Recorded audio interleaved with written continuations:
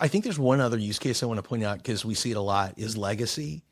So, for example, we're working right now with one person who is kind of a legend in the sales training industry, and what he wants to do is leave behind his legacy of all of his content, and one day he wants it to be available to everybody and in his voice, in his video, and kind of have that live on. And the founder, you should actually, I think you're better to tell the story, Joe, but the founder of Delphi, when he came up with this idea, it was all around legacy. So you want to share that? The story I remember, basically, Dara has done some startups before in the AI space as well. And his family comes from Iran. And he had a grandfather who was a very smart businessman in Iran and wrote a book.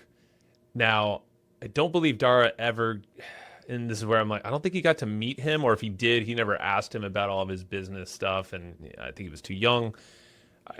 Again, I don't remember that crossover, but the point is, Dara, no, he had a book. He wrote a book, so he had a body of knowledge. His grandfather did, and long story short, he was like, "What if I can make this thing come to life and interact with this book in a way where I can ask it questions as I'm building my own startups and my own business and just life in general? Like, what if that were possible?" And it is, and that's literally where Delphi came from. Like that was the spark in Dara's mind, and I think he created the first like MVP, very minimal version of it, and then Sam, the other co-founder, is more of the tech guy, and so that's where they combined, and then it grew into this. But yeah, legacy. I mean, I've talked to a lot of people, and they're like, man, I want to bottle up, my father, and Yeah. basically digitize him. Yeah. It's a lot easier to do this when they're alive. I'll just say that because, well, A, you need to verify their identity. So that's part of it.